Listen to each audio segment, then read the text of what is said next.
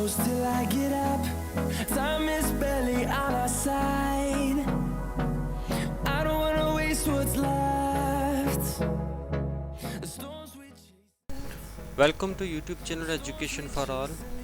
Channel पर नए आने वाले दोस्तों से गुजारिश है कि चैनल को जल्दी से सब्सक्राइब कर दें, बेल आइकन को प्रेस कर दें ताकि आने वाली लेटेस्ट वीडियोस जो कि पीएससी के साबका पेपर्स पर मुश्तमिल होंगी आपको वक्त पर मिलती रहें।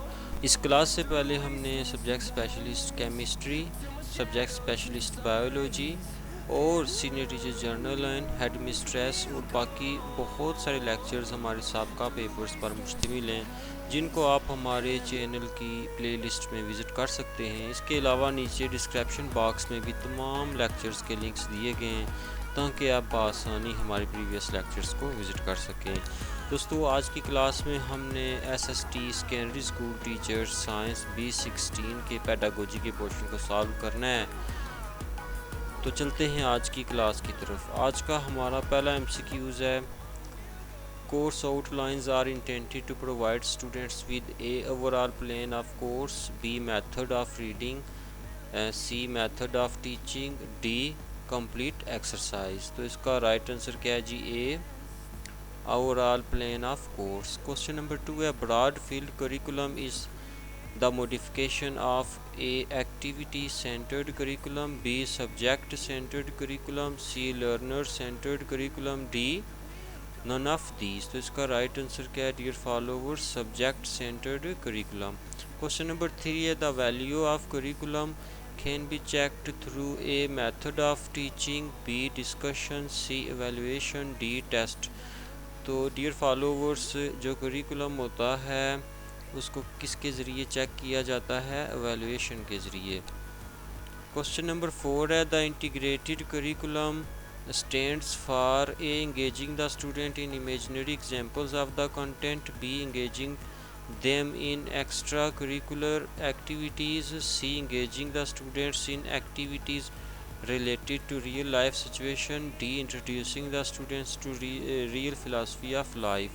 तो डियर फॉलोवर्स, इसका राइट आंसर क्या है? C engaging the students in activities related to real life situation. आगे क्वेश्चन नंबर 5 है, this scientific method is top down approach, A deductive method, B hypothesis method, C inductive method, D pattern method. तो dear followers, ये जो question है, ये MCQs जो है ये मोस्ट रिपीटेड है। तो इसका राइट आंसर क्या है? A deductive method. Question number 6 है, dash is a set of elements taken from a large population according to certain rules, A sample, B population, C statistics, D elements. तो ये भी most repeated MCQs और बहुत आसान है। इसका right answer क्या है? ए sample.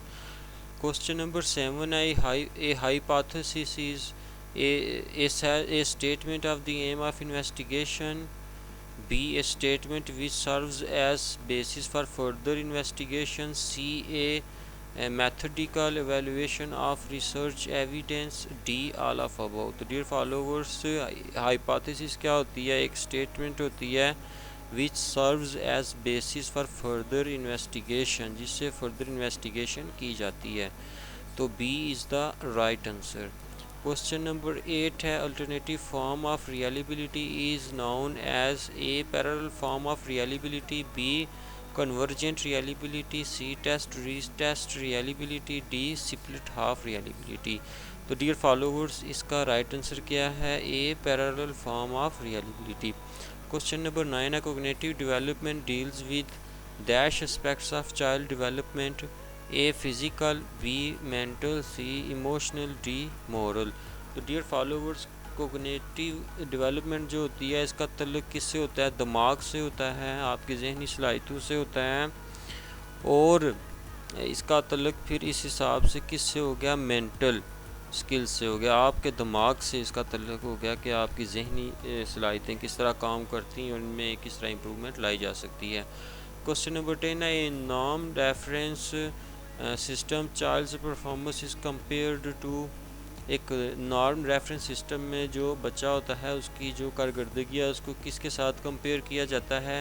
A members of his group, B a set standard, C members of junior group, D his own abilities. तो इसका राइट आंसर क्या है? Member of his groups. Question number 11 है wish for getting higher marks in the class is the example of dash motive. A intrinsic, B environmental, C extrinsic, D induced. तो dear followers इसका क्या right answer है? ए intrinsic. Question number 12 है our learning deals with dash of responding in problem solving.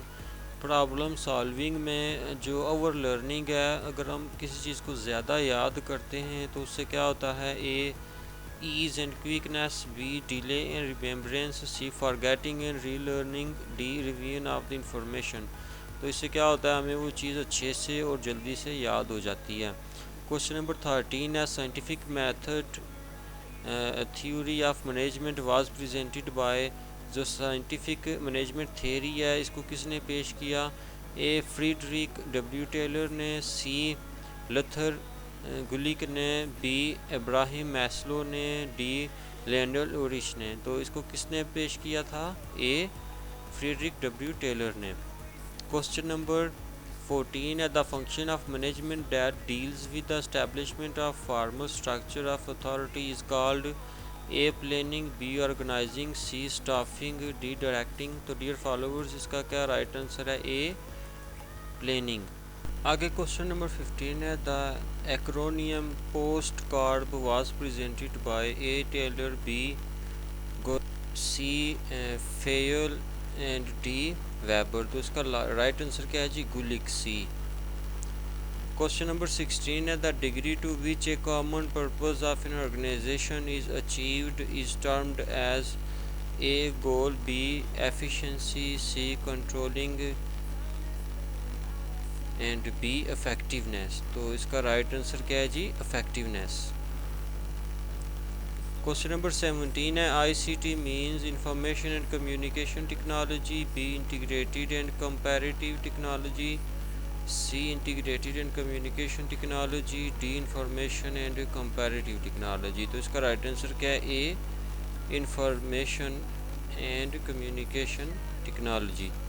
Question number 18 है educational technology course has truly paved the way for learner to become.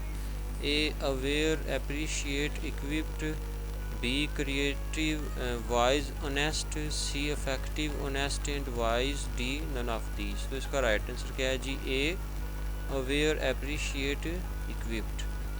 Question number 19 है in educational technology teacher should have to A acquire not only computer literacy but competency as well, B competency only, C acquire not computer literacy only, D none of these। तो इसका right answer क्या है? A acquire not only computer literacy but competency as well। आगे question number 20 है why is one way delivery of information a misuse of communication tools.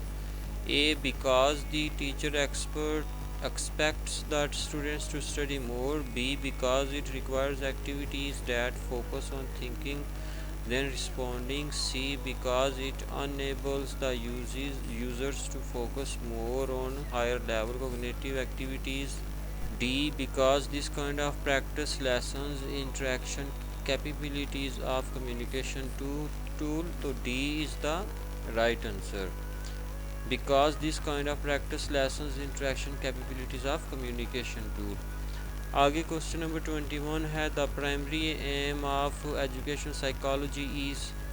A to contribute to an understanding of sound education practices, B to provide teacher with a greater appreciation of his role in child education, C to provide effective background, D none of these.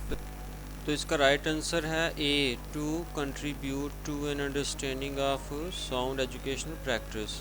Question number 22 educational psychology should provide prospective teacher with a insight into various aspects of modern education, b principles insight and attitude as a point of departure for effective teaching, c research procedures by means of which to evaluate corrective teaching procedure, D validated procedures to use their teaching. तो D is the right answer, validated procedures to use their teaching.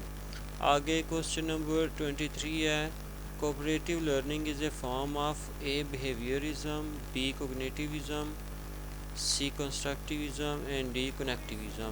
तो C is the right answer, constructivism. Cooperative learning जो है वो किसकी form है जी, constructivism की। आगे 24 है, lecture method is A traditional, B time saving, C less expensive, D student based. तो जो लेक्चर मेथड है ये क्या है जी, ट्रेडिशनल है, एक रवायती तरीक़ाकार है। आगे क्वेश्चन नंबर 25 है, teaching skills are developed with time, B experience, C practice, D all of above. तो टीचिंग जो स्किल्स हैं इनकी डेवलपमेंट के लिए टाइम की भी ज़रूरत होती है, एक्सपीरियंस भी बहुत ज़रूरी है और प्रैक्टिस भी, इसलिए इसका राइट आंसर क्या है जी, डी ऑल ऑफ अबव।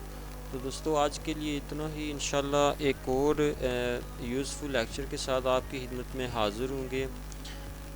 जिन दोस्तों ने अभी तक हमारा YouTube चैनल सब्सक्राइब नहीं किया तो जल्दी से सब्सक्राइब कर दें और बेल के आइकन को प्रेस कर दें। जिन लोगों ने सब्सक्राइब किया हुआ है ऑलरेडी, आपसे गुजारिश है कि इस वीडियो को लाइक कर दें, कमेंट कर दें और आगे दोस्तों के साथ शेयर कर दें और अपने दोस्तों को भी इस YouTube चैनल पर सब्सक्राइब करवाएँ।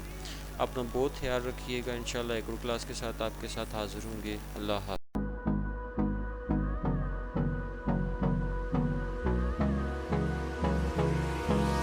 Hold me close till I get up. Time is barely on our side.